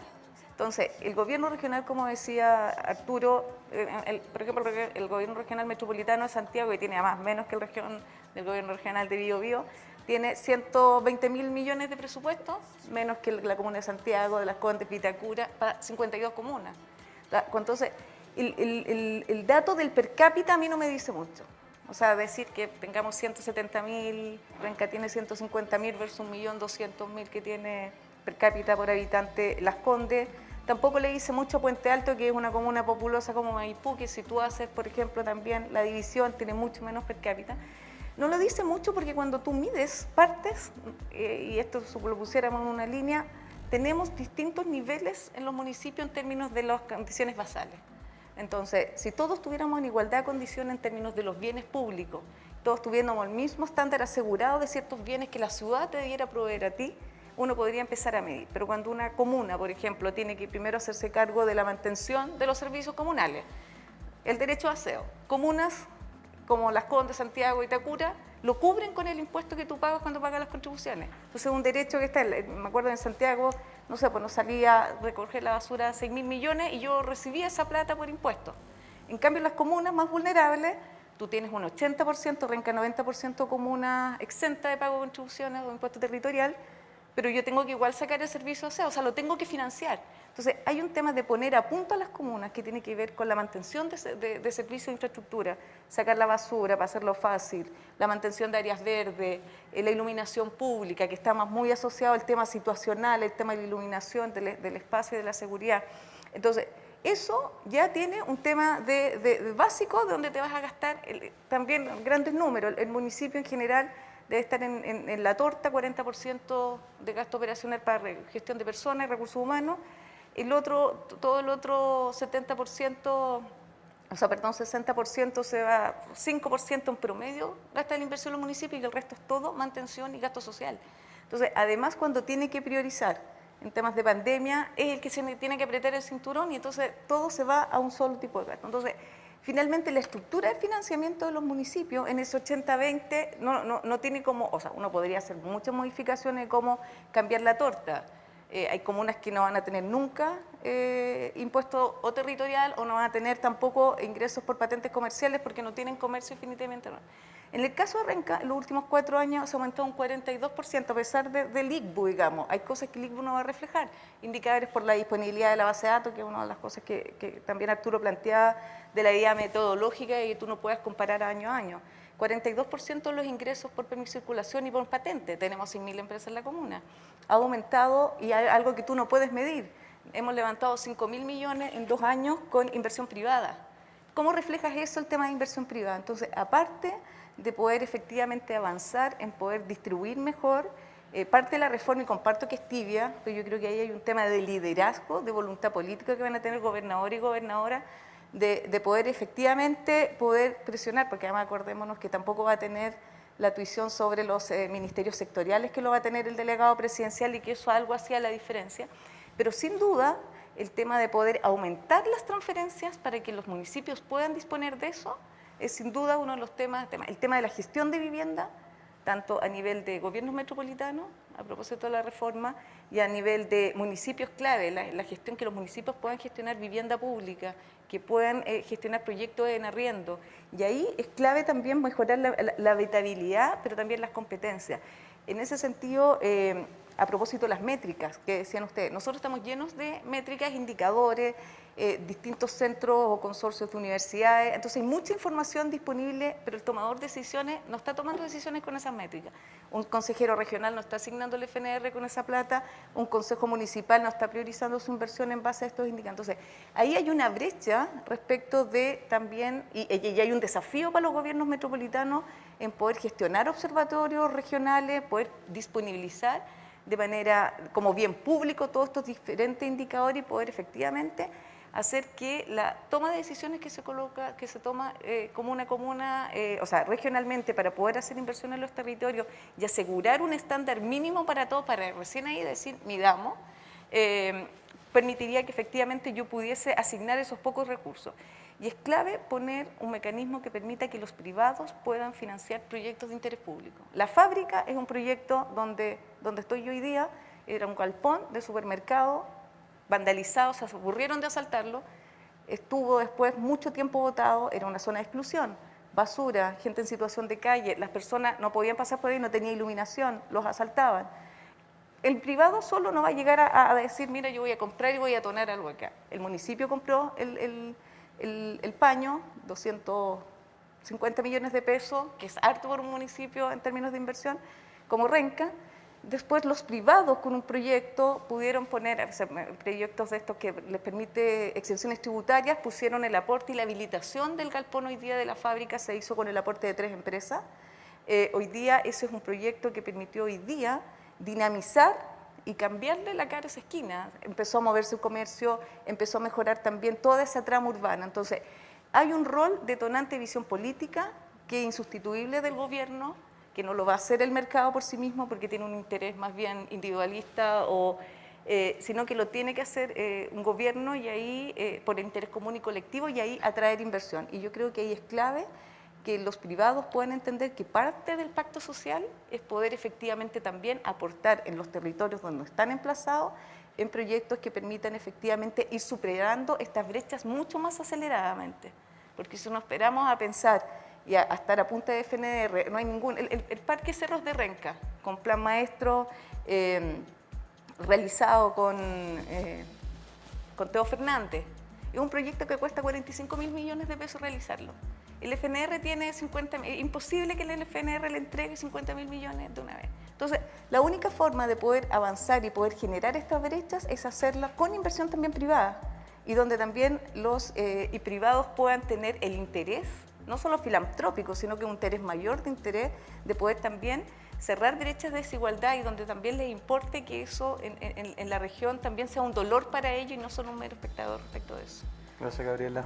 Bernardo, María Luisa, Arturo, pero la Constitución es también una oportunidad para esta discusión. ¿Puede la calidad de vida urbana ser un tema que tratemos, al que aspiremos como un ítem independiente que después se pueda traducir, ¿cierto?, en leyes o en prácticas que lo lleven, digamos, a la realidad? Mira, yo creo que es una oportunidad de conversación. Y eso es lo primero de todo. Y esa oportunidad de conversación tiene dos patas. Uno es lo que va a ir al texto de la Constitución, que obviamente es muy genérico y será, ¿no es cierto?, conceptos como el de ciudad justa, vivienda digna o ciudad sustentable. Yo creo que son características, ¿no es cierto?, que pueden conformar un alto nivel de consenso en torno a ella. El tema es que esta oportunidad de conversación trasciende lo que es el texto constitucional y ayuda, ¿no es cierto?, a articular una mirada más común de la ciudad. Y esa mirada más común tiene que traducirse en políticas públicas, en leyes, en reglamentos, en inversión, etcétera, que no están en la Constitución. Pero sí esta es una oportunidad de esa conversación y hay que usarla en esas dos patas. O sea, uno, ¿no es cierto?, enriquecer la Constitución con algunos conceptos básicos, ¿no es cierto?, que de alguna manera permitan proyectar lo que estamos mirando hacia adelante, pero por otro lado, aprovechar la conversación para sacar adelante estos otros conceptos, que son los que van a instrumentalizar esas definiciones genéricas. María Luisa. Sí, yo estoy totalmente de acuerdo que aquí tenemos una tremenda oportunidad y efectivamente todo este proceso ha generado un aumento en la participación en instancias, sobre todo de carácter local, de cabildos, de asambleas, ¿verdad? Y ahí hay un momento clave que ojalá la política entienda y que tome en cuenta, ¿verdad? Y que se retroalimente y le dé el papel que le corresponde. Yo pienso que, mira, hay una experiencia que a nosotros nos ha llamado mucho la atención como una de las instancias que uno podría atender en términos de este debate constitucional y también sobre los desafíos que tenemos en términos de lo que fue el estallido social en adelante, ¿ya? Nosotros estamos mirando varias experiencias que tienen que ver con la reactivación de lo que se llama la cohesión comunitaria, ¿verdad? A nivel internacional, cuando ha habido procesos efectivamente de quiebre, de alto conflicto, de problemas fundamentales en la convivencia a nivel local, pero que también tienen un correlato a nivel nacional, ¿ya? Entonces, por ejemplo, creo que hay espacios como la discusión sobre, si tú quieres, la vía urbana, la vía cotidiana, la vía a nivel local, ¿verdad? El acceso, las prácticas, ¿verdad? Cómo es el uso del espacio, el barrio, que efectivamente lo que vemos en experiencias a nivel internacional, por ejemplo, en Inglaterra, ha servido mucho como para que las personas que tienen diferencias, por ejemplo, a nivel religioso, étnico, de clase, puedan entender cuáles son aquellas bases en donde hay una experiencia común, ¿sí? Entonces, más que en el fondo dilucidar aquellas cosas que los separan, también aquellas cosas que son comunes en la experiencia cotidiana. Entonces, por ejemplo, lo que decías tú, Gabriela, el cuidado de las áreas verdes, la seguridad para la familia, para los niños, ¿verdad? La salud familiar, etcétera. Son espacios donde efectivamente las personas pueden encontrar esas claves en común y pueden efectivamente trabajar de forma mucho más propositiva, más que entrar en aquellos aspectos que los separan. Entonces, nosotros lo que hemos visto a nivel de los estudios de COES es que las instancias de participación fueron muy importantes. Hicimos una medición antes del estallido social y después del estallido social y los indicadores marcaron una diferencia muy importante. O sea, mucha parte importante de la población aumentó su nivel de participación post-estallido y lo que vimos es que además la gente que pudo hablar sobre estos temas de debate público también fue generando una opinión personal más consolidada y más propositiva. Entonces, también hubo un cambio en torno a sus orientaciones de carácter político en términos más amplios, ¿verdad? De la política en términos más amplios. Entonces, eso es muy favorable en términos democráticos y hay que tenerlo en cuenta. Y eso está en las demandas de la población. Entonces, creo que entender también que un espacio clave de esas demandas tiene que ver con la vía a nivel urbano y barrial. O sea, la vía moderna nos ha llevado a incluso definir nuestra propia identidad a partir de nuestro arraigo y pertenencia en el territorio, ¿sí? Entonces, muchas veces lo que nos muestra incluso la investigación es que para las personas es más incluso significativo ese espacio que lo que de forma abstracta se entiende como por el nivel social. Entonces, toda esta transformación de carácter social en la que estamos nosotros hoy, creo que tiene que dialogar muy bien con esa escala de la vía microsocial, donde tenemos puesta buena parte de nuestros afectos y nuestras expectativas. Entonces, creo que tenemos una tremenda oportunidad y ojalá que seguir insistiendo en que así se tome, ¿sí? Y que la población está efectivamente muy disponible, dispuesta y ya involucrada en este proceso de debate y de discusión constructiva. Gracias, María Luisa. Arturo, hay una oportunidad justamente de poner temas sobre la mesa en este debate constitucional. Hay una oportunidad en esta elección democrática de gobernadores que podría, en la medida, esto es una opinión personal, que este gobernador elegido con pocas atribuciones y poco presupuesto, pero con una fuerza política o con una capacidad de liderazgo, podría quizás trascender de esas barreras que tenga. Hay oportunidades, pero hay expectativas también que generan estas oportunidades. ¿Cómo ves un poco este tema de las demandas, de las necesidades, de la calidad de vida urbana y justamente estos procesos que vamos a estar viviendo y estos nuevos formatos como el del gobernador metropolitano que va a aparecer el próximo año? Yo creo que tenemos una tremenda oportunidad de cambiar un poco el paradigma, en el sentido de que yo creo que históricamente nosotros hemos adecuado los problemas a la institucionalidad y no hemos adecuado la institucionalidad a los problemas. Yo creo que la oportunidad es la segunda, es decir, cada vez que aquí, cuando uno enfrenta las catástrofes, por ejemplo, un terremoto, se hace un diagnóstico y después se reparten las tareas en los ministerios. Es decir, no hay un enfoque territorial, no hay un fortalecimiento de las capacidades locales. Fíjense ustedes que la mayoría de los indicadores de calidad de vida, independientemente de las metodologías que se midan, de las ciudades en el mundo, son ciudades donde sus administraciones deciden casi el 50 o el 70% de los recursos públicos. Es decir, si no entendemos que la manera de mejorar la calidad de vida urbana es llevar las decisiones a los niveles locales y ampliar los espectros de participación ciudadana, la verdad es que esa reforma institucional debiera ser parte de una de las tareas de esta nueva Constitución. Yo creo que tenemos una tremenda oportunidad. Yo no entiendo por qué en la transferencia de recursos los serbios no pasaron a las regiones, por ejemplo. ¿Por qué Sectra no pasó a las regiones? ¿Por qué va a haber un Sectra cuyos delineamientos se los van a dar desde el nivel central? Si Sectra, supuestamente, hay oficinas de Sectra que están repartidas, digamos, en el territorio.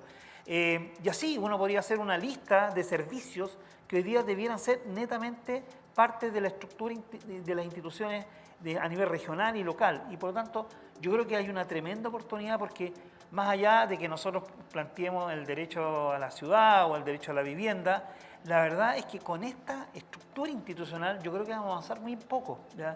Y creo que no tenemos por qué seguir creyendo que además tenemos que tener una estructura institucional homogénea en el país. Yo, la verdad es que a veces uno le llama profundamente la atención que el modelo, por ejemplo, un gobierno metropolitano para Santiago es el mismo que se está pensando en, no sé, en Iquique con Alto Hospicio, cuando ellos son dos comunas, de hecho una nació de la otra, es decir, son realidades territoriales muy distintas. Aquí algunos han planteado el distrito capital, es decir, que el área metropolitana no debiera ser una región, porque en realidad es una ciudad como existen en otros países. Entonces, yo creo que es una tremenda oportunidad de repensar la institucionalidad del Estado y migrar desde un enfoque sectorial a un enfoque territorial y empoderar a los niveles locales y regionales y sobre todo ampliar los espectros de participación. Yo creo que eso es lo que la gente está reclamando también, es decir, la gente quiere participar y yo creo que no tenemos por qué entender que, como bien decía Gabriela, las posibilidades de asociación público-privado, incluso con la sociedad civil, existen, pero no en el contexto actual. Aquí, con todo respeto, Metro decide, cuando decide ampliar las líneas, le pregunta al presidente de turno, si ni siquiera las regiones se enteran a veces por la prensa, digamos, es decir, es así, es absolutamente absurdo que las empresas de transporte en la ciudad no tengan que darle cuenta, digamos, a los municipios ni tampoco al gobierno regional. Entonces, yo creo que hay que cambiar un poco el enfoque. Yo creo que este país centralizado nos está matando, digamos. Gabriela, y desde la visión comunal, ¿no?, de alguien que trabaja justamente en una comuna, en Renca, una comuna importante de la región metropolitana, con un alcalde además que tenía una figuración bien interesante en estos últimos meses y años, ¿hay alguna expectativa importante respecto de este nuevo gobernador metropolitano, o depende quién sea electo, o cómo lo ven? Y agrega, por favor, por supuesto, los comentarios que quieres hacer a lo que decía Arturo. Bueno, yo tengo corazón municipalista, he trabajado mucho en el municipio, pero también fui administrador regional. Tengo ahí el tema subnacional y muchos años también en la subdire. Yo comparto con Arturo respecto de la debilidad a lo mejor institucional que hoy día tiene el nivel subnacional y que a lo mejor la nueva estructura a lo mejor hay mucha expectativa de lo que todos queremos porque no había ni estallido ni pandemia, entonces eso aceleró mucho el tema más de tomar decisiones más transformadoras y urgentes que ir como veníamos con esa parsimonia. Dicho eso, de partir de las 15 competencias que entregó por oficio en esa fase estamos, el presidente, son un chiste. Son priorizaciones, asigno el capital abeja, todo esto, o sea, nada. los pilotos que se hicieron, que dices tú, respecto de ciertos servicios que tienen vocación regional, los Sergio, los Sectra, los Corfo, los Cernatur, todo eso, quedaron en piloto. Eso tampoco la Subdere le ha puesto mayor aceleración o acelerador para poder efectivamente dar esa discusión. Yo creo que en el caso de esta región, uno de los temas más urgentes, porque acuérdense que asume el gobernador, tiene que estar un año y recién va a poder pedir competencia, el tema de la Autoridad Metropolitana en Transporte, sin duda, es uno de los temas que no puede seguir siendo de resorte del nivel nacional, sobre todo en esta región. La discusión, además, de que esta región metropolitana no fuera como el mismo tipo de área metropolitana estuvo mucho y finalmente terminamos por esta estandarización. Nos pasó muchas veces cuando fuimos a discutir el FNDR, que per cápita era muy poco respecto a esta región metropolitana. A eso súmale el FAR, que es un subsidio que además en esta región solo se puede ocupar en las comunas, 18 comunas rurales, y se llevan 1/3 de todo el FNDR. Cuando tú vas a la DIPRES te dicen, ya, pero ¿cómo lo voy a armar a la región metropolitana? Porque en realidad están todos los servicios acá. Entonces, al final los criterios para asignar son criterios técnicos, burocráticos, que no tienen nada que ver con la realidad. Yo creo que para los municipios el tema del gobierno metropolitano, al poder tener un programa de gobierno que va a durar 4 años, le va a permitir una interlocución mayor a la que tiene hoy día. Hoy día, además, tú tienes un intendente totalmente ausente de la gestión territorial, claramente está con su cabeza más bien administrativa, como desconcentrado, representando al presidente, no gestiona el territorio, los consejeros regionales no tienen esa capacidad. Entonces, finalmente tenemos una ausencia de gobierno regional. La agenda urbana, la planificación urbana no existe a nivel regional o metropolitano hoy día. El tema de la gestión de vivienda o de suelo menos. Tiene una corporación que yo veo que tiene muchas potencialidades, se partió como una corporación de turismo y dio una corporación de desarrollo que va a tener mucho que decir, yo creo, en términos de una institucionalidad, falta una institucionalidad público-privada que podría impulsar ahí. Y de un punto de vista, yo creo que de la agenda más bien de reformas, hay una reforma pendiente de fortalecimiento, sin duda, de las capacidades de los municipios, no solamente de la transferencia de recursos que pudiesen tener, sino como también de la disponibilidad de ciertas competencias que les permitan actuar sin estar dependiendo que el nivel nacional le diga algo, que el MIMBU diga algo o que el gobierno regional. Y ahí yo creo que los gobiernos regionales tienen hoy día una función interesante que tiene que ver con poder efectivamente generar asistencia técnica a los municipios. Hoy día los gobiernos regionales más bien tienen una estructura donde tú ingresas a un proyecto, lo evalúas, se le asigna el recurso y se ejecuta. La lógica de la reforma te impone ciertas áreas como tener ministerio en la región que va a cambiar el eje de la discusión. Vas a tener que hablar del desarrollo social y eso no significa que me tengan que pasar mi de eso o me tengan que pasar. Tienes que hablar cuál es la política de desarrollo económico y productivo que va a tener esta región, eso no está en discusión hoy día. ¿Cuál es la política de infraestructura que va a tener? Entonces eso cambia la lógica, vamos a pasar a una estructura media matricial en esa intersección, pero eso va a dar también muchas luces respecto de cómo efectivamente esa discusión se va a tener que hacer territorial y cómo son las comunas ahí con un rol, como dices tú, hoy día los municipios están mucho más empoderados, los alcaldes tienen mayor claridad porque son hoy día en niveles de proximidad los que mejor conocen ese territorio. Y comparto con María Luisa el tema de los niveles de participación. Nosotros hemos triplicado la cantidad de organizaciones sociales que se han creado en estos últimos tiempos. El nivel de acción, el nivel de participación, pero sobre todo de gestión de sus territorios. No están esperando a que venga el Estado a poder hacerle las cosas. Los territorios están pasando cosas maravillosas en los barrios y en las comunas y eso está invisibilizado en los indicadores y en las mediciones. Entonces ahí hay un tema de cohesión social que se da naturalmente y donde por lo tanto las personas quieren seguir conectadas a esas redes, a esos barrios, valoran mucho más a propósito de Santiago como vamos, siempre valoran mejor su vida de barrio que respecto a la comuna y respecto del país. Y eso pasaba lo mismo en la encuesta de percepción que se aplicó todos los años en el gobierno regional metropolitano. El principal problema de la ciudad, la seguridad. ¿Qué es lo que más le gusta a su ciudad? Que es tranquila. Lo mismo en el barrio, siempre está esa dicotomía y yo creo que esa lectura de poder, las políticas con perspectiva territorial y poder leer ese territorio, pero desde la base barrial, con proyectos de inversión, de acupuntura, ir trabajando la escala, yo creo que va a ser como clave para ir cerrando brecha de desigualdad. Gracias, Gabriela. Estamos ya en la hora de cierre, pero me gustaría dar la oportunidad de que cada uno de ustedes pueda hacer sus últimos comentarios. Bernardo tenía hace rato cara de querer comentar, así que si lo puede juntar con sus palabras de cierre, Bernardo Echeverría. Sí, oye, bueno, todas estas cosas hay que preguntarse qué viene primero, el huevo o la gallina. Yo tiendo en ese sentido a entender este proceso de gobernadores regionales en el mismo sentido que señalaba uno de los candidatos a gobernador regional, que decía, mire, las facultades pueden ser pocas, pero hay que irlas conquistando en el camino, o sea, hay que partir. Entonces, la manera es esa, digamos. Ahora, el tema de ir a gobiernos metropolitanos no es en sí mismo la panacea, es sí una oportunidad. Yo lo voy a poner en el ejemplo contrario, a propósito del Cerro Renca que señalaba Gabriel. Una de las cosas más interesantes en términos urbanos que se hizo en la región metropolitana a principios de los 90 fue el programa de parques metropolitanos, que fue una tremenda innovación. Se generaron grandes parques, ¿no es cierto?, en distintos puntos de la ciudad, democratizando el acceso a áreas verdes, etcétera, y eso gestionado directamente desde el nivel central, o sea, desde el Ministerio de Vivienda y Urbanismo, ¿no es cierto?, que generó este programa. Hacia fines de los 90, con toda lógica, se dijo, no, este programa, ¿no es cierto?, tiene que pasar a nivel regional, y se le traspasó, ¿no es cierto?, el programa y los fondos al gobierno regional y desapareció el programa de parque. Porque siempre había otras prioridades más urgentes. Entonces, hay ciertas cosas, ¿no es cierto?, que todavía requieren una mirada central, la capacidad de reunir recursos a una escala tal, ¿no es cierto?, que no pueden ser vistos desde el punto de vista local. Pero eso también hay que irlo cambiando.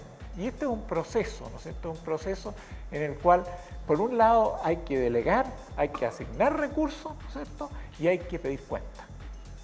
O sea, tiene que haber el círculo completo, ¿no es cierto?, para que este país, ¿no es cierto?, que tiene una crisis real en su estructura institucional y del Estado, ¿no es cierto?, evolucione hacia un país, ¿no es cierto?, más amable con sus habitantes. Y para eso, ¿no es cierto?, hay que atreverse y tirarse a la piscina. Gracias, Bernardo.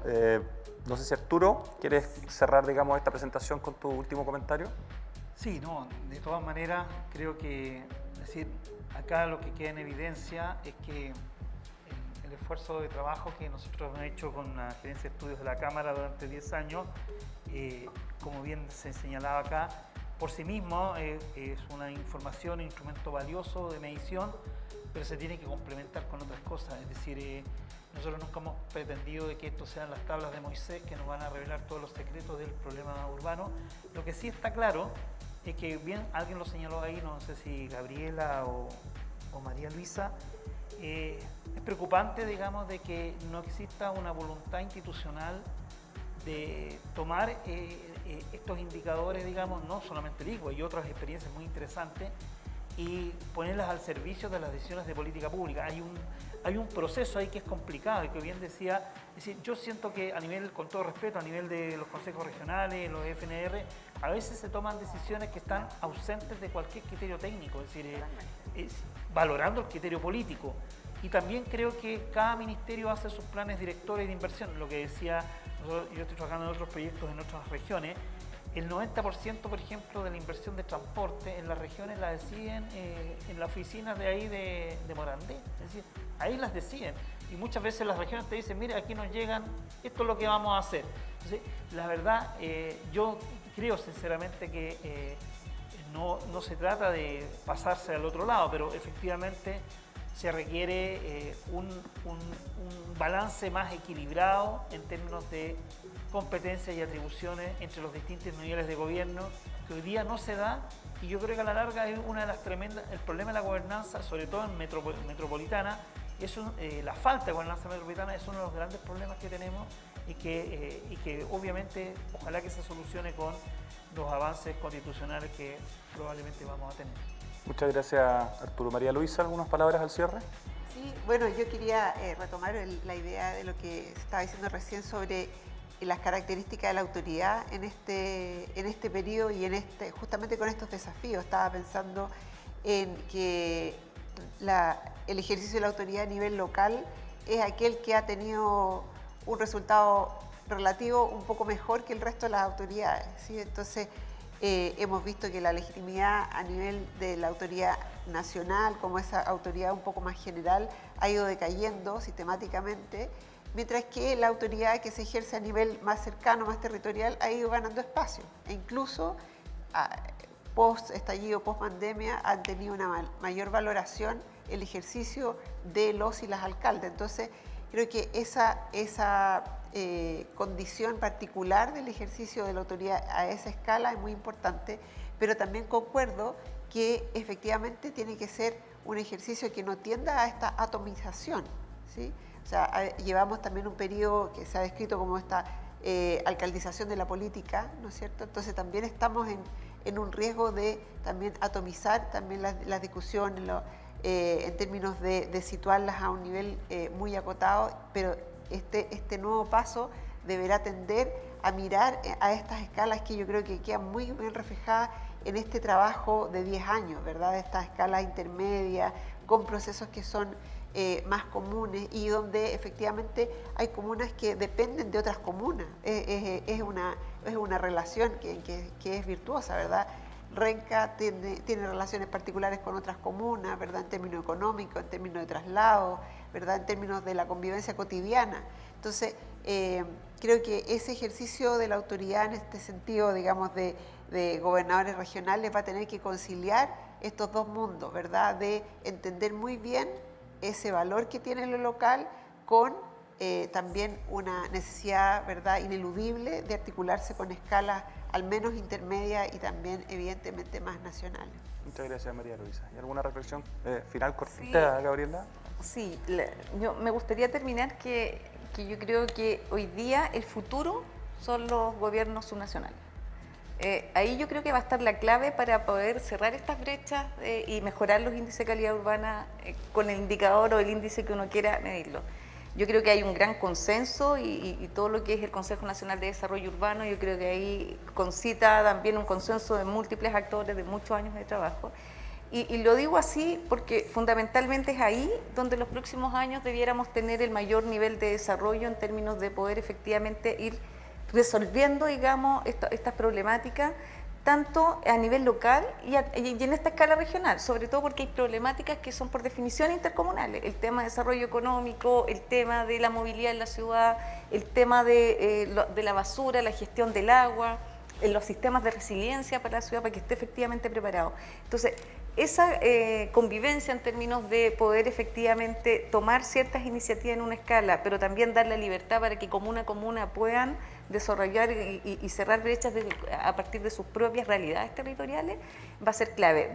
Sin duda va a ser un reto fuertísimo para el nuevo gobernador o gobernadora, en términos de poder efectivamente concitar ahí un consenso, sobre todo porque quedó con un consejo de alcalde que es más bien consultivo y no vinculante, y va a ser un desafío más bien, yo diría, más político, pero yo creo que en estos últimos años, y lo refleja también la Estrategia de Resiliencia de Santiago, hay consenso respecto de cuáles son estas temáticas urgentes de abordar en esta región por lo menos, y respecto de eso hay muchos actores académicos, empresas privadas, la sociedad civil, todas las organizaciones de la sociedad que trabajan en el territorio, y respecto de eso yo creo que este gobernador debiera ser un gran articulador de eso.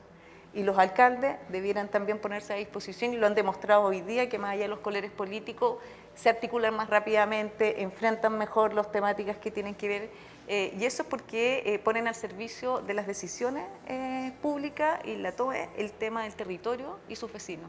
Entonces, cuando uno pone al servicio el territorio y los vecinos y no la institucionalidad, el diálogo es diferente y fluye mucho más también ahí las conversaciones y yo diría también los recursos. Gracias, Gabriela. Gracias. Bueno, les quiero pedir un fuerte aplauso para este increíble panel virtual y físico, el aplauso. Muchas gracias por cada una de sus acotaciones, sus diagnósticos, sus opiniones, sus reflexiones. Sin duda, una gran oportunidad para poder identificar las grandes problemáticas que existen y cómo poder, por supuesto, hacerles frente. Con este panel damos por finalizado este ICVU 2020. Esperamos que le hayan sacado el mayor provecho a esta gran instancia. Muchas gracias a cada uno y cada una de ustedes por conectarse y hacerse parte de este gran evento. Y antes de que se desconecten, les pedimos que por favor contesten una breve encuesta que permite identificar los temas más relevantes y los principales puntos a mejorar. Muchas gracias de antemano y que tengan un muy buen día.